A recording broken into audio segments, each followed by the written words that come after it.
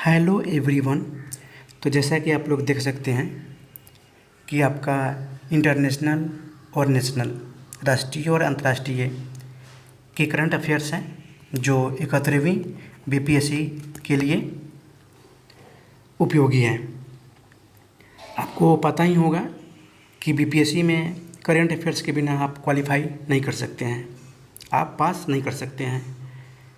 वैसे जितने भी विषय हैं वो आपके हिस्ट्री, पॉलिटी, जियोग्राफी, इकोनॉमी, आपके साइंस, रीजनिंग, ये सारे सेक्शन से प्रश्न तो बनते ही हैं, लेकिन सबसे ज़्यादा प्रश्न आपके ये करंट अफेयर्स से बनते हैं जो लगभग 35 प्लस यानी 40 के अप्रॉक्स क्वेश्चन बनते हैं। वो आपके नेशनल, इंटरनेशनल और बिहार से संबंधित करंट अफेयर्स होते हैं। तो आपका यहाँ पे राष्ट्रीय और अंतर्राष्ट्रीय करंट अफेयर्स को कवर करने का प्रयास करेंगे और बारी बारी से फिर आपके जो बिहार में भी जो समसामयिक घटना हुआ है, बिहार के भी करंट अफेयर्स को कवर करने का प्रयास करेंगे।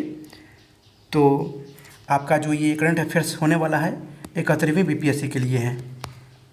तो चलिए शुरू करते हैं। अगर वीडियो अच्छी लगी तो वीडियो को लाइक कीजिएगा, दोस्तों के साथ शेयर कीजिएगा और चैनल पे पहली बार आए हैं तो चैनल को सब्सक्राइब कर लीजिए और बेल आइकन को दबा दीजिए ताकि जब भी मैं इम्पोर्टेंट वीडियो डालूँ 21st बीपीएससी के रिगार्डिंग तो नोटिफिकेशन आपके पास पहुँचे। तो चलिए शुरू करते हैं। पहला पॉइंट है कि भारत और नेपाल के बीच सैन्य अभ्यास हुआ है, उसको बोलते हैं सूर्य किरण। आपका ये 18वां संस्करण जो कि नेपाल के सलझंडी में किया गया है। अगला पॉइंट है कि पूर्वी लद्दाख में पेंगोंग त्सो झील के तट पे 14,300 फीट ऊंची प्रतिमा स्थापित की गई है, जो कि यह है छत्रपति शिवाजी महाराज की। किनकी है? तो छत्रपति शिवाजी महाराज की। अगला पॉइंट है कि सर्वश्रेष्ठ घरेलू हवाई अड्डे 2024 का पुरस्कार जो कि मनोहर अंतर्राष्ट्रीय हवाई अड्डे को दिया गया है गोवा में, जो कि ये पूर्व मुख्यमंत्री रह चुके हैं मनोहर पर्रिकर, उनके ही याद में यह अंतर्राष्ट्रीय हवाई अड्डे का पुरस्कार दिया गया है। अभी वर्तमान में कौन है?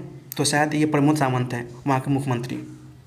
कमेंट करके आप लोग बताइएगा कि वहाँ के मुख्यमंत्री कौन है। अगला पॉइंट है कि पुजारी ग्रंथि सम्मान योजना की शुरुआत जो कि नई दिल्ली की सरकार, जो अभी तो नहीं है, आम आदमी पार्टी के द्वारा किया गया है। अभी तो भाजपा की सरकार बन गई है, रेखा गुप्ता वहाँ के मुख्यमंत्री है, बट उससे पहले आम आदमी पार्टी की सरकार अरविंद केजरीवाल थे। अगला पॉइंट है कि भारतीय फुटबॉल का सबसे बड़ा ट्रॉफी संतोष ट्रॉफी होता है। 2024 का खिताब जीता है, ये 33वीं बार पश्चिम बंगाल ने जीत लिया है। किसने जीता है? तो 33वीं बार पश्चिम बंगाल ने इसको जीत लिया है। अगला पॉइंट है कि 2025 से 26 के लिए ग्रेट प्लेस टू वर्क का प्रमाण पत्र steel authority of India limited यानी सेल को दिया गया है। अगला पॉइंट है कि बाज अख ड्रोन रोधी प्रणाली जो नशीली दवाओं की तस्करी पे अंकुश लगाने के लिए शुरू कर रही है, ये है पंजाब सरकार ने। यानी बाज अख ड्रोन एक प्रणाली है, रोधी प्रणाली, जो नशीली दवाओं को तस्करी लगाने के लिए, उस पर अंकुश लगाने के लिए शुरू किया है, यह है पंजाब की सरकार ने, मोहन भागवत जी ने। अगला पॉइंट है कि पीएम मोदी ने 22,800 करोड़ रुपए की लागत से मेट्रो परियोजना का उद्घाटन कहाँ किया है? तो ये बेंगलुरु में किया है। अगला पॉइंट है कि दिशा अभियान बौद्धिक विकलांग छात्रों की समान शिक्षा के लिए किसने लॉन्च किया है? तो ये महाराष्ट्र की सरकार ने लॉन्च किया है। दिशा अभियान बौद्धिक विकलांग छात्रों की समान शिक्षा के लिए यह लॉन्च किया है महाराष्ट्र की सरकार ने। अगला पॉइंट है कि नारी अदालत पहल की शुरुआत सिक्किम सरकार ने शुरुआत की है। नारी अदालत किसने शुरू की है पहल? तो ये सिक्किम की सरकार ने शुरू की है। अगला पॉइंट है कि वर्ल्ड गेम्स 2025 में भारत के लिए पहला पदक जो कि ऋषभ यादव ने जीता है। कांस्य पदक भी जीता है। इस वर्ष के संस्करण से पहले अब तक कुल 5 पदक जीत चुका है, जो कि 1 स्वर्ण, 1 रजत और 3 कांस्य पदक जीता है। अगला पॉइंट है कि एशियाई सर्फिंग चैंपियनशिप 2025 में ओपन पुरुष वर्ग में जीतने वाले पहले भारतीय रमेश बुधियाल हैं, जो कि ये कांस्य पदक जीते हैं। इनका अंक मिला है 12.60 अंक के साथ। वही कोनिरा गणराज्य के कनोआ हिजे को स्वर्ण पदक मिला है, इनका अंक है 15.17। वही इंडोनेशिया के पजार एरियाना को रजत पदक मिला है, रजत पदक जीता है, इनका अंक है 14.17। अगला पॉइंट है कि एशिया रग्बी अंडर-20 सेवेंस पुरुष वर्ग का खिताब ये हांगकांग ने जीता है। वही महिला वर्ग में चीन ने हांगकांग को हराकर यह खिताब जीता है। एशिया रग्बी अंडर-20 सेवेंस पुरुष वर्ग का खिताब किसने जीता है? तो ये हांगकांग ने जीता है। वही महिला वर्ग की बात करूं तो चीन ने हांगकांग को हराकर यह खिताब जीता है। वही पुरुष में भारत ने कजाकिस्तान को हराकर यह 5वां स्थान हासिल किया है। यानी भारत ने पुरुष में कजाकिस्तान को हराकर यह 5वां स्थान हासिल किया है। अगला पॉइंट है कि भारत ने एशियाई अंडर-19 और अंडर-22 मुक्केबाजी चैंपियनशिप 2025 में दोनों आयु वर्गों में कुल 27 पदक जीते हैं। कितने पदक जीते हैं? अंडर-19 और अंडर-22 मुक्केबाजी चैंपियनशिप में तो दोनों वर्ग में 27 पदक जीते हैं, जो कि अंडर-19 में 14 और अंडर-22 में 13। अंडर-19 14 में ये 3 स्वर्ण, 7 रजत और 4 कांस्य हैं। वही अंडर-22 में जो कि कुल 13 पदक जीते हैं, उसमें से 1 स्वर्ण, 3 रजत और 8 कांस्य पदक जीते हैं भारत ने। अगला पॉइंट है कि जुलाई 2025 के लिए ICC men's player of the month का पुरस्कार ये चुना गया है सुमन गिल को। किसको दिया गया है? सॉरी दोस्तों, सुमन गिल को दिया गया है। वही गिल को चौथी बार ICC player of the month का अवार्ड मिला है।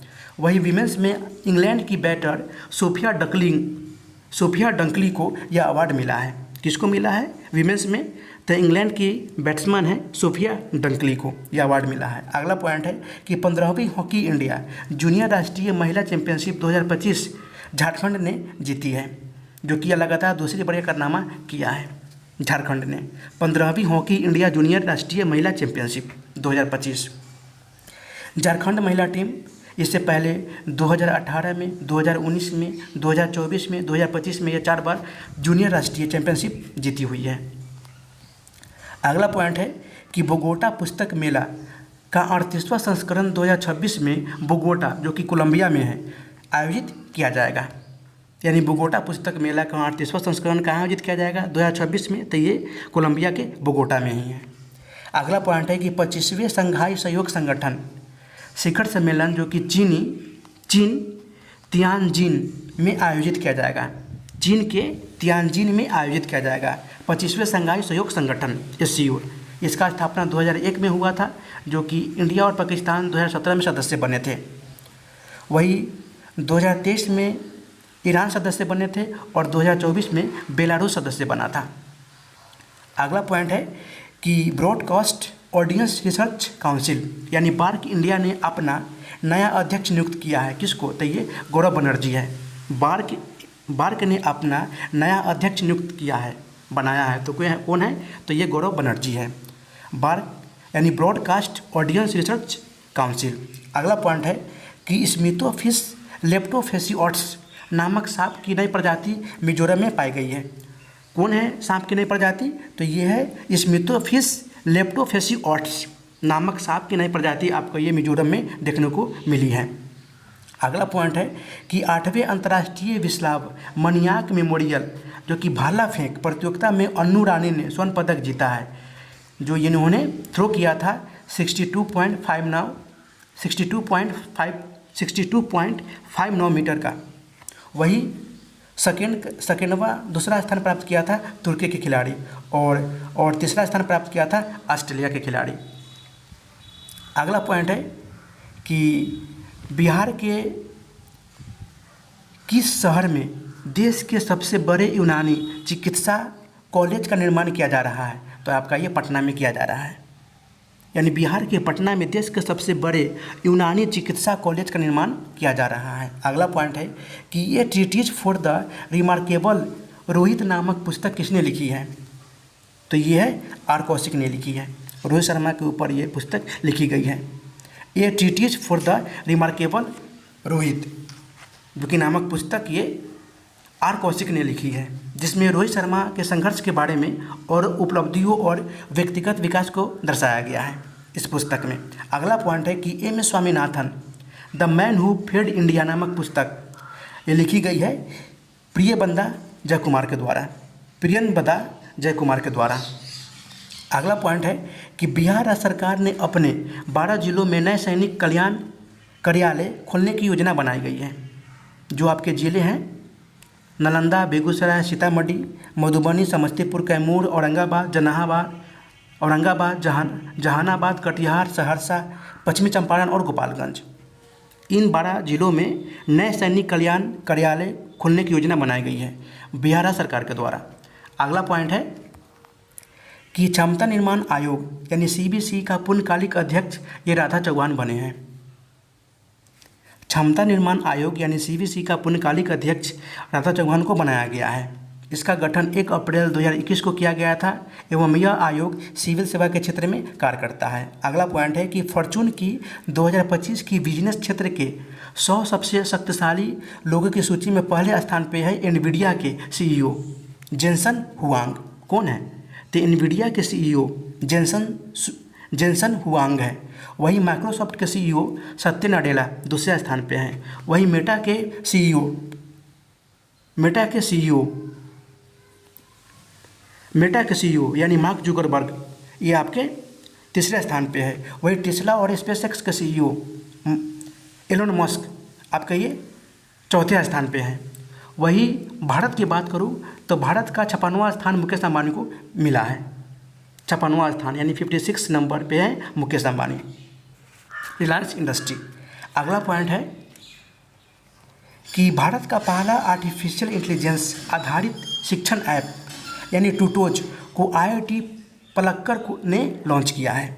यानी भारत का पहला आर्टिफिशियल इंटेलिजेंस आधारित शिक्षण ऐप यानी शिक्षा संबंधित ऐप टूटोज को IIT पलक्कड़ ने लॉन्च किया है। अगला पॉइंट है कि अष्टालूद विकासशील देशों पे तीसरा संयुक्त राष्ट्र सम्मेलन 2025 तुर्कमेनिस्तान के अवाजा में आयोजित किया गया है। यानी अष्टालूद विकासशील देशों पे तीसरा संयुक्त राष्ट्र सम्मेलन ये आयोजित किया गया है तुर्कमेनिस्तान के अवाजा में। कहाँ आयोजित किया गया है? तो तुर्कमेनिस्तान के अवाजा में। अगला पॉइंट है कि केंद्रीय विज्ञान और प्रौद्योगिकी राज्य मंत्री जितेंद्र सिंह ने भारत की पहली animal stem cell bio bank का उद्घाटन किया है हैदराबाद में। कहाँ किया है? तो हैदराबाद के national institute of animal biotechnology में किया है। केंद्रीय विज्ञान और प्रौद्योगिकी राज्य मंत्री जितेंद्र सिंह ने भारत की पहली animal stem cell bio bank का उद्घाटन हैदराबाद के national institute of animal biotechnology में किया है। वही अगला पॉइंट है कि विश्व स्वास्थ्य ने नींद की बीमारी अफ्रीकी ट्रिपैनोसोमियासिस से केनिया को मुक्त घोषित किया है। किसको मुक्त घोषित किया है? तो केनिया को। WHO ने नींद की बीमारी अफ्रीकी ट्रिपैनोसोमियासिस से केनिया को मुक्त घोषित किया है। अगला पॉइंट है कि वाई द कॉन्स्टिट्यूशन मैटर्स नामक पुस्तक ये D.वाई. चंद्रचूड़ हैं, जो कि पूर्व न्यायाधीश रह चुके हैं। D.वाई. चंद्रचूड़ उनकी पुस्तक है, पहली पुस्तक है ये वाई द कॉन्स्टिट्यूशन मैटर्स नामक पुस्तक। वही अगला पॉइंट है कि गाय यात्रा त्यौहार नेपाल में मनाया जाता है। जो आपका ये गाय उत्सव त्यौहार है ये नेपाल में मनाया जाता है। अगला पॉइंट है कि टेडोंग लो रमफा त्यौहार ये आपका सिक्किम राज्य में मनाया जाता है। टेडोंग लो रमफा त्यौहार सिक्किम राज्य में मनाया जाता है, जो कि ये लेप्चा जनजाति का प्रमुख त्यौहार है। अगला पॉइंट है कि भारतीय सेना ने हिमालय प्रदेश में ड्रोन प्रतियोगिता सूर्य ड्रोन नाथन 2025 आयोजित की है। यानी भारतीय सेना ने हिमाचल प्रदेश में ड्रोन प्रतियोगिता सूर्य ड्रोन नाथन 2025 आपका ये आयोजित की है हिमाचल प्रदेश में। अगला पॉइंट है कि science and health innovation for next gen explorer पहल की शुरुआत जो कि भारतीय चिकित्सा अनुसंधान परिषद द्वारा शुरू की गई है। साइंस की शुरुआत किसने शुरू की है? तो भारतीय चिकित्सा अनुसंधान परिषद द्वारा शुरू की गई है। अगला पॉइंट है कि अरुणाचल प्रदेश की कबक यानों ने पर्वतारोही हैं जो कि अफ्रीका के सबसे ऊंची चोटी माउंट किलिमंजारो पर सफलतापूर्वक चढ़ाई की है। अफ्रीका की सबसे ऊंची चोटी माउंट किलिमंजारो पर सफलतापूर्वक चढ़ाई की है। ये है कबक यानो। अरुणाचल प्रदेश की है, जिसकी ऊंचाई है 5,895 मीटर। इस चोटी की जो अफ्रीका की है माउंट किलिमंजारो चोटी। अगला पॉइंट है कि अगस्त 2025 में पहली रक्षा रणनीतिक वार्ता भारत और न्यूजीलैंड के बीच आयोजित की गई है। यानी पहली रक्षा रणनीतिक वार्ता किनके बीच आयोजित की गई है? तो भारत और न्यूजीलैंड के बीच। अगला पॉइंट है कि 57वें अंतर्राष्ट्रीय रसायन विज्ञान ओलंपियाड में 4 पदक, 2 स्वर्ण और 2 रजत पदक जीतकर छठा स्थान हासिल किया है। किसने? तो भारत ने। अगला पॉइंट है कि global artificial intelligence city index 2025 में वैश्विक स्तर पर 26वां स्थान बेंगलुरु शहर को प्राप्त हुआ है। Global artificial intelligence city index में वैश्विक स्तर पर 26वां स्थान 26 नंबर स्थान बेंगलुरु शहर को प्राप्त हुआ है। वही भारत में प्रथम स्थान है बेंगलुरु को, जो कि 26वां स्थान है। वही प्रथम स्थान है सिंगापुर को, द्वितीय स्थान सियोल को, तृतीय स्थान बीजिंग को और चतुर्थ स्थान मिला है दुबई को। अगला पॉइंट है कि ऑस्ट्रेलियाई पर्यटन अभियान का ब्रांड एम्बेसडर सारा तेंदुलकर यानी सचिन तेंदुलकर की बेटी को बनाया गया है। ऑस्ट्रेलियाई पर्यटन अभियान का ब्रांड एम्बेसडर सारा तेंदुलकर को बनाया गया है। अगला पॉइंट है कि केरल और तमिलनाडु राज्य में संयुक्त जनगणना में 2668 नीलगिरी तहर दर्ज किए गए हैं। एराविकुलम राष्ट्रीय उद्यान, जो कि केरल में नीलगिरी तहर की सबसे बड़ी आबादी का गढ़ है। केरल में 1365 नीलगिरी तहर, वही तमिलनाडु में 1303 नीलगिरी तहर दर्ज किए गए हैं, जो कि संयुक्त जनगणना में। और यहाँ पर भी आप लोग देख सकते हैं कि एराविकुलम राष्ट्रीय उद्यान केरल में नीलगिरी तहर की सबसे बड़ी आबादी का गढ़ है, जहाँ पे आपका ये 841 नीलगिरी तहर है। यहाँ पे 841 नीलगिरी तहर है। अगला पॉइंट है कि गीगा सोसाइटी रिपोर्ट 2025 के अनुसार दुनिया में सबसे ज़्यादा IQ यानी इंटेलिजेंस कोशिएंट की सूची में पहले स्थान पे है यंगहून किम 276 अंक के साथ। वैसे आपका जनरली 80 से 100 के बीच में इसका अंक होता है, मानकीकृत एक औसत है 80 से 100, बट इससे ज़्यादा है। इसलिए दुनिया के सबसे ज़्यादा IQ यानी इंटेलिजेंस कोशिएंट की सूची में पहले स्थान पे है यंगहून किम 276 अंक के साथ। वही दूसरे स्थान पे है टेरेंस ताओ 230 अंक के साथ। वही तीसरे स्थान पे है मर्लिन ओ सावंत 228 अंक के साथ। अगला पॉइंट है कि मेघालय राज्य सरकार ने शादी से पहले सभी के लिए HIV और एड्स जांच अनिवार्य करने के लिए नया कानून बनाने की प्रक्रिया शुरू की है। मेघालय राज्य सरकार के द्वारा शादी से पहले सभी के लिए HIV और एड्स जांच अनिवार्य करने के लिए नया कानून बनाने की प्रक्रिया शुरू की है। तो अभी के लिए इतना ही। अगर वीडियो अच्छी लगी हो तो वीडियो को लाइक कीजिए, अपने दोस्तों के साथ शेयर कीजिए, और चैनल पे पहली बार आए हैं तो चैनल को सब्सक्राइब कर लीजिए और बेल आइकन को दबा दीजिए। तो फिर मिलते हैं नेक्स्ट वीडियो में, तब तक के लिए गुड बाय, जय हिंद, टेक केयर ऑफ योरसेल्फ।